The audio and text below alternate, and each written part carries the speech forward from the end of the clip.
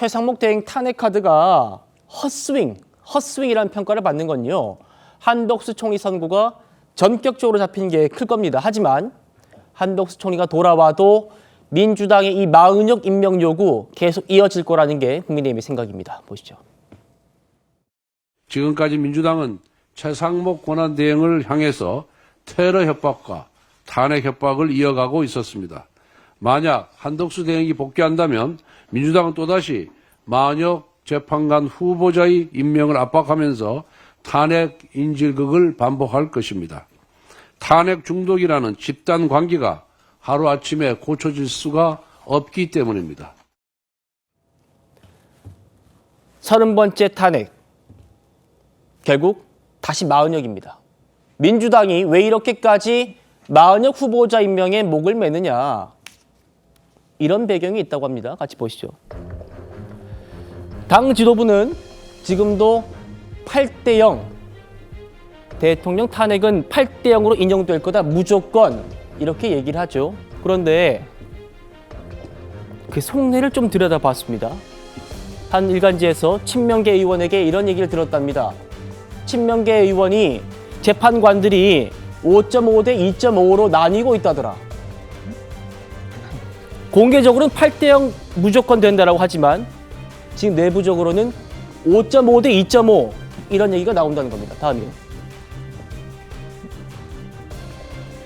법조계 관계자는 진보 성향의 문영배 대행이 인용 정족수 6명을 안정적으로 확보하기 위해서 마은혁 후보자가 임명되면 바로 변론을 제기할 가능성이 크다는 말을 들었다. 문영배 대행이 6명만 확정되면 안정적으로 바로 제기하겠다. 이런 얘기를 들었다는 거예요. 또 마은혁 후보자가 합류해야만 인용이 가능할 거라고 보니까 민주당이 지금 결사적으로 매달리는 것이다. 박 대변인. 예. 그리고 차 교수님께도 질문 드리겠습니다. 지금 다시 한번 그 친명계 얘기 좀 볼까요? 지금 5.5 대 2.5, 8대 0이라고 지금 공개적으로 말은 하고 있지만 속내를 들여다보면 지금 5.5 대 2.5 이런 인식이 있기 때문에 지금 마은혁 다시 마은혁에 돌아갈 수밖에 없다는 거 아닙니까? 네, 맞습니다. 사실 저는 애초에 민주당이 작년에 그 국회목 3인의 그런 기간이 끝났을 때 어떤 직무정지를 계속 연장할 목적으로 그 헌법재판관들 추천에 목리를 부리지 않았다면 애초에 이런 논쟁은 발생할 이유조차 없었다는 점을 일단 짚어야 될 것 같습니다. 지금 계속해서 마은혁 재판관에 대한 이야기가 나오고 있는 이유는 결과적으로 6표를 모으지 못했기 때문이라고 보는 것이 합리적으로 보이거든요. 그런 게 아니고서야 이렇게 마은혁 재판관이 갑작스럽게 임명된다라고 하더라도 민주당 입장에서 바람직한 상황도 아닙니다. 왜냐하면 갑자기 새로운 재판관이 들어와서 변론이 재개되는 것 자체가 엄청난 논란과 혼란을 불러일으킬 수밖에 없는 것이고요. 또한 변론이 재개되면 최소 2주 이상의 시간이 지연된다라고 하지 않습니까? 그렇다라고 하면 지금 2심 선고를 앞두고 있고 633 원칙에 따라서 이르면 5월 말쯤에는 3심 결과가 나올 수 있는 이재명 대표 입장에서 굳이 이 변론을 늦춰가면서까지 마은혁 재판관에 집착할 이유가 없는 거거든요. 만약에 8대 0이 확실하다면 절대 그럴 유인이 없는데 왜 이렇게까지 무리수를 둬가면서 집착을 하느냐.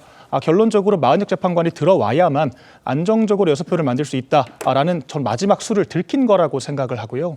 결과적으로 이 최상목 권한대행이 저는 사실 재판관이라는 것이 6년의 임기가 보장되지 않습니까? 예. 이 사람이 그러니까 헌법재판관이 대통령 탄핵을 위한 도구가 아닙니다. 그러니까 앞으로 6년 동안 사회의 막대한 정치 사회적인 변화를 이끌어갈 사람들인데 지금도 이 최상목 권한대행 임명한 2명의 재판관에 대해서 계속해서 정통성 논란이 불거지고 있지 않습니까? 웬만하면 조금 더 민주적 정통성이 있는 사람이 임명하는 것이 바람직한데 왜 이렇게 자꾸 탄핵 심판의 도구로 활용을 하면서 이용하려고만 하는지 납득이 되지가 않고요. 이런 상황은 만약 이렇게 해서 정말 만약에 6대3 결과로 인용이 된다라고 하면 정말 대한민국이 반쪽이 날 수도 있다라고 생각합니다. 예, 차 교수님. 네. 왜 민주당은 이렇게 최상목 탄핵에 집착하느냐라고 이제 국민의힘 표현하고 있고요. 한덕수 총리가 돌아오더라도 결국 다시 마은혁 얘기로 돌아갈 거다. 이런 얘기를 좀 하고 있지 않습니까? 이게 지금 중앙일보 나온 얘기인데 정말 속내인 것 같아요. 5.5 대 2.5. 자, 이제 0.5가 어디 가느냐에 따라서 인용되느냐 기각되느냐 지금 이 갈림길에 있고 그렇기 때문에 안정적인 확보를 위해서라도 마한혁 후보자 임명했는데 지금 이 얘기가 지금 민주당 친명계 얘기입니다. 어떻게 보십니까? 글쎄요. 저는 뭐 친명계 의원이 이 이야기를 했다는 것 자체가 조금 놀라운데요. 그러게요. 사실은 뭐 그때 무슨 근거를 갖고 저 이야기를 했을까?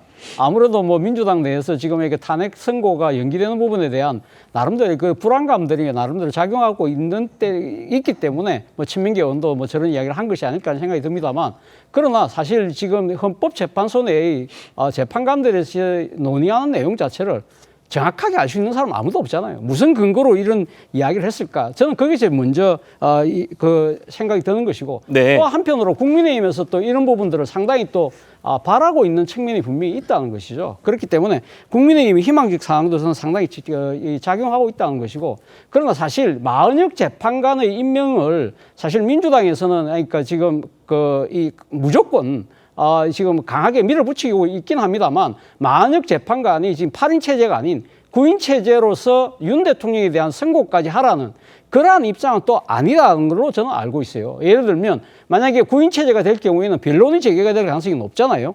그럴 경우에 사실 그러려면 4월 18일로 예정되어 있는 또 2명의 지금 헌법재판관 임명 시기하고 과연 그 안에 맞출 수 있을까? 그걸 누가 장담할 수 있을까요? 그럴 경우에 더 꼬일 수도 있는 상황이 될 수 있거든요. 그렇기 때문에, 그리고 또 이 설사 마은혁 재판관이 임명이 된다고 하더라도 과연 8인 체제로 하느냐 9인 체제로 하느냐는 그 헌법재판관들이 판단할 몫이지, 밖에서 임명을 했기 때문에 무조건 9인 체제가 된다고 그래 속단할 수도 없는 것이기 때문에, 이 모든 이 주장들이 정말 자신의 진영에서 유리한 쪽으로 계속적으로 이야기를 하고, 사실 여론에 어느 정도 뭐랄까요, 자신들의 입장을 유리하게 끌고 가기 위한 하나의 여론 전략이 아닐까 하는 생각이 듭니다. 예.